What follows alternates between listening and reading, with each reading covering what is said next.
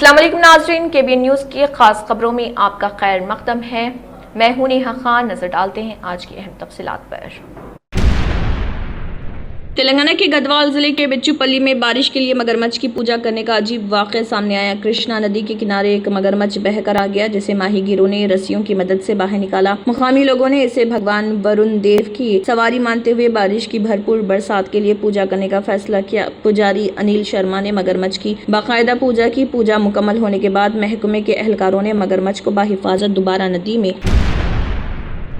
वज़ीर आज़म नरेंद्र मोदी की अपील पर 14 अगस्त को मुनक़िद होने वाली हर घर तिरंगा यात्रा में आवाम से भरपूर शिरकत की। बीजेपी तेलंगाना के रियासती सदर एन रामचंद्र राव ने अपील की है कि इस सिलसिले में तानाका में अपनी रिहाइशगाह पर पार्टी कायदीन और कारकुनों के हमरा एन रामचंद्र राव ने कौमी परचम तिरंगा लहराया। इस मौके पर उन्होंने कहा कि हर शहरी की जिम्मेदारी है कि वो आज़ादी की जद्दोजहद करने वाले मुजाहिदीन आज़ादी की कुर्बानियों और उनके जज्बे को याद रखे। उन्होंने आवाम से अपील की है कि मुल्क के इत्तेहाद और यकजहती का पैगाम देने के लिए हर घर पर कौमी परचम लहराएं और 14 अगस्त को मुनक़िद होने वाली हर घर तिरंगा यात्रा में शिरकत करते हुए हुब्बुल वतनी का इजहार करें।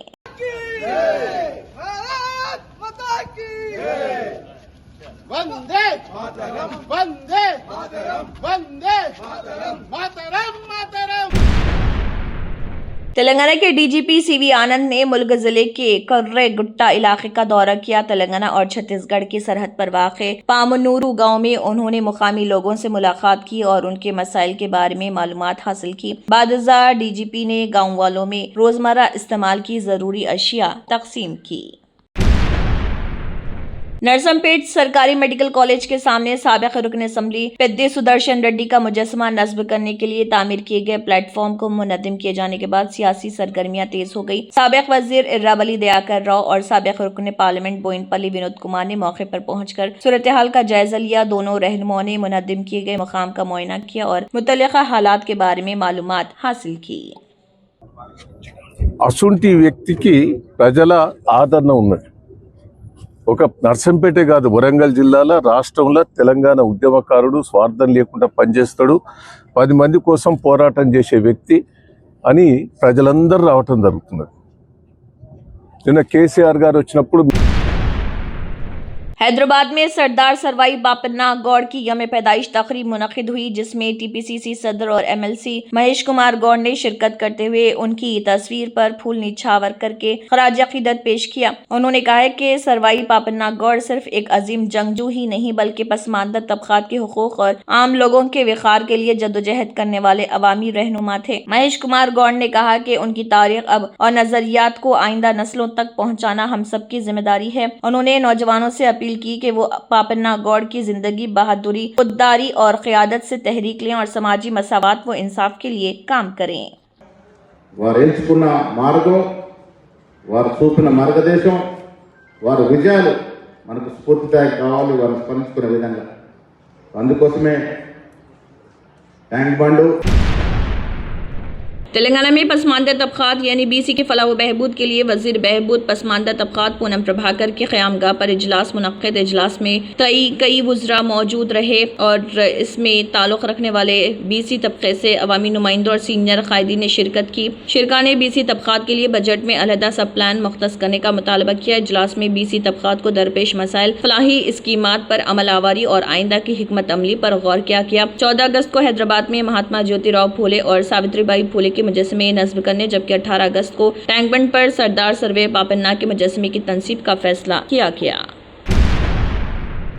तेलंगाना हुकूमत ने रियासती वुज़रा के अलावा कई हुकूमती मुशीरान, अवामी नुमाइंदों और बाज़ कॉरपोरेशनों के सुदू नशीन को काबीनी वज़ीर और वज़ीर मुमलिकत का दर्जा फराहम किया, जिसके तहत उन्हें मुख्तलिफ अहम मुराद हासिल होंगी। तेलंगाना कानून साज असम्बली के 3 अरकान CH विजय रामन्ना राव, वाई श्रीनिवास और वी वीरेशम को गवर्नमेंट विप मुकर्रर करते हुए वज़ीर मुमलिकत का दर्जा दिया गया। इसी तरह कानून साज कौंसिल के 2 अरकान A दयाकर और रबी वेंकट को कौंसिल में गवर्नमेंट विप मुकर्रर किया गया और उन्हें भी वज़ीर मुमलिकत के रुतबे की मुराद फराहम की गई है। रियासत में चीफ मिनिस्टर रेवंत रेड्डी समेत 16 वुज़रा हैं, जबकि 12 से ज़ायद मुशीरान, सुदू नशीन और अवामी नुमाइंदों को काबीनी या वज़ीर मुमलिकत के मसावी दर्जा दिया गया। हुकूमती स्कीमात के लिए मुकर्रर करदा मुशीर P सुदर्शन रेड्डी के अलावा डॉक्टर के केशव राव और सिविल सप्लाईज कॉरपोरेशन के सदर नशीन प्रेम सागर राव को काबीनी दर्जा हासिल है। श्रीशैलम आबी जखीरे में आने वाले सैलाबी पानी के बहाव में नुमाया कमी रिकॉर्ड की गई है। हुकाम के मुताबिक इस वक्त जखीरे में पानी की आमद 36,233 क्यूजिक जबकि अखराज 38,369 क्यूजिक दर्ज किया गया। श्रीशैलम जखीरे की मुकम्मल सतह आब 885 फीट है जबकि मौजूदा सतह 878.10 फीट रिकॉर्ड की गई। जखीरे की मुकम्मल गुंजाइश 215.8070 टीएमसी है जबकि इस वक्त 178.7400 टीएमसी पानी मौजूद है। दाएं और बाएं जानिब वाक़े हाइडल पावर स्टेशंस में बिजली की पैदावार मामूल के मुताबिक जारी है।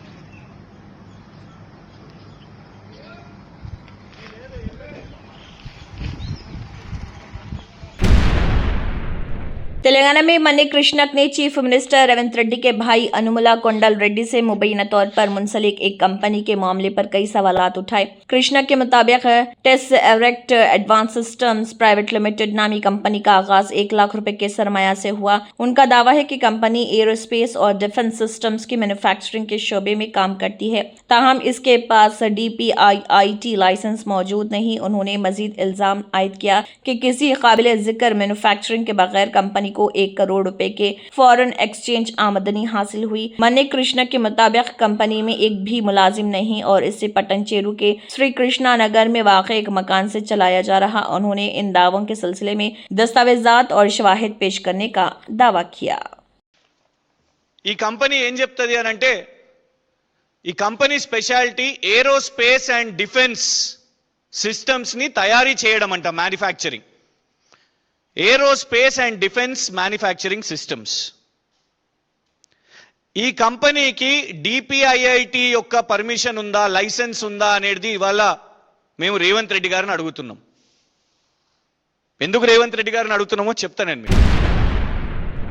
दिल्ली में तलबा पर लाठीचार्ज और पैलेट फायरिंग के मामले पर इंडिया इत्तेहाद के अरकान पार्लियामेंट ने पार्लियामेंट के बाहर एहतजाज किया। मुजाहिरीन ने मुतालबा किया कि मरकजी वज़ीर दाखिला अमित शाह लोकसभा में इस मामले पर जवाब दें और तलबा से माफी मांगे। एहतजाज में भोंगिर के रुकने पार्लियामेंट चामला किरण कुमार रेड्डी ने भी शिरकत की। उन्होंने कहा कि पार्लियामेंट के मानसून इजलास के सिर्फ 4 दिन बाकी हैं लेकिन अमित शाह ऐवान में नहीं आ रहे और अपोजिशन के सवालात का जवाब नहीं दिया जा रहा। उन्होंने मुतालबा किया कि तलबा पर पैलेट गन्स चलाने का हुक्म किसने दिया, इस पर अमित शाह वजाहत करें और पार्लियामेंट को जमहूरी अंदाज में चलाया जाए। చేస్తున్నారు. ఈ రోజు కూడా ఈ యొక్క సోమవారం నాడు మేము ఎక్స్పెక్ట్ చేసినది అమిత్ షా గారు ఇప్పటికైనా వస్తారని చెప్పి ఎక్స్పెక్ట్ చేస్తున్నాం. ఈ రోజు అమిత్ షా గారు వచ్చి 20 జూలైకి జరిగిన దానికి క్షమాపణలు చెప్పి ఎవరు ఆర్డర్ చేసిర్రు ఆ పెల్లెట్ గన్స్ పెలవడానికి, ఎవరు ఆర్డర్ చేసిర్రు లాఠీ చార్జీలు చేయడానికి చెప్తారని మేము ఎక్స్పెక్ట్ చేస్తున్నాం. అది చెప్పిన దాకా ఏ బిల్లులు పెట్టుకోవడానికైనా మేము వారికి సహకరిస్తామని చెప్తున్నాం. उत्तर प्रदेश के गोरखपुर में एक इज्तिमा से खिताब करते हुए उत्तर प्रदेश के वज़ीर आला योगी आदित्यनाथ ने कहा कि तिरंगा इनकलाबी रहनुमाओं और मुजाहिदीन आज़ादी की दी गई अजीम कुर्बानियों की लाजवाल दास्तान बयान करता है। उन्होंने कहा कि मुल्क की आज़ादी के लिए अपनी जानें कुर्बान करने वाले अजीम रहनुमा आज भी नौजवान नस्ल के लिए तहरीक और हौसले का जरिया हैं। योगी आदित्यनाथ ने नौजवानों से अपील की है कि वो इन मुजाहिदीन आज़ादी की कुर्बानियों और हुब्बुल वतनी से सबक हासिल करें। याद रखना, राष्ट्र के महापुरुष और राष्ट्र के क्रांतिकारी किसी भी युवा के लिए प्रेरणा होती है। ये जो तिरंगा है, ये तिरंगा भारत के क्रांतिकारियों, भारत के स्वाधीनता संग्राम सेनानियों के बलिदान की अमिट गाथा। दिल्ली में प्रेस कॉन्फ्रेंस से खिताब करते हुए बीजेपी के कौमी तर्जुमान सुधांशु त्रिवेदी ने तरुण तेजपाल के मामले पर कांग्रेस को निशाना बनाया। उन्होंने इल्जाम लगाया कि कांग्रेस के कई सीनियर रहनुमाओं के तरुण तेजपाल के साथ राब्ते रहे। त्रिवेदी ने सोनिया गांधी, पी चिदम्बरम, वीरप्पा मोइली और दिग्विजय सिंह के हवाले देते हुए कांग्रेस से सवाल किया कि तरुण तेजपाल के साथ पार्टी का क्या ताल्लुक था। उन्होंने कांग्रेस से इस मामले पर वाज़ेह वजाहत देने का मुतालबा किया।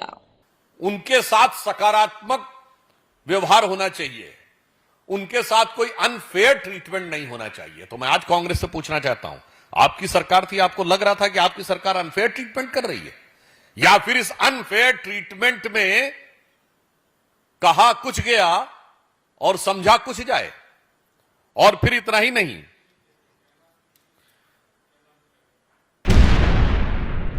कांग्रेस रुकने पार्लियामेंट रेणुका चौधरी ने पार्लियामेंट में मोदियाबंद लिखे चश्मे पहनकर हुकूमत पर तंज किया। उन्होंने कहा है कि मोदियाबंद का इलाज अस्पतालों में होता है, लेकिन पार्लियामेंट में मोदियाबंद है जहां कई अंधे पैरोकार मौजूद हैं। रेणुका चौधरी का ये बयान सियासी हलकों में हुकूमत पर तंजिया हमले के तौर पर देखा जा रहा।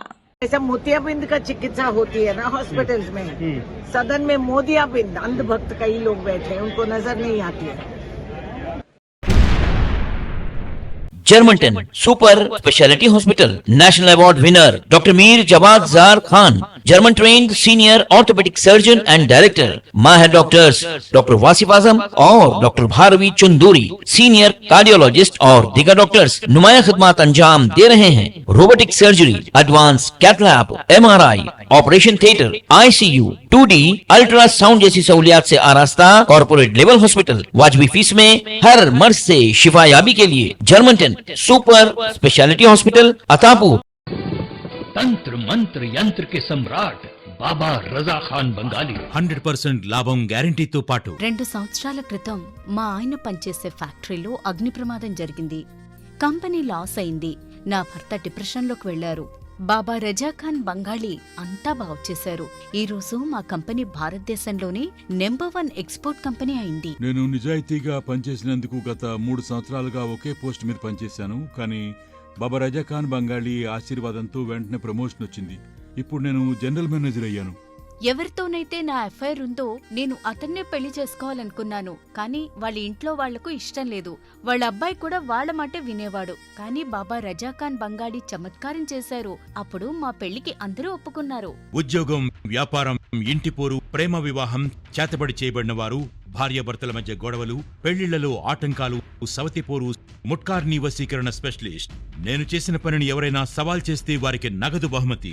బాబా రజా ఖాన్, दिलसुख नगर, हैदराबाद। माँ फोन नंबर 9866372438। अगर आपने हमारे चैनल को अभी तक सब्सक्राइब नहीं किया है तो यहाँ पर रेड कलर का सब्सक्राइब बटन दिख रहा है, उसे क्लिक करें और हमारे चैनल को सब्सक्राइब कीजिए और साथ ही साथ बेल आइकन को भी क्लिक कीजिए, जिससे आपको ताज़ा अपडेट मिलती रहे।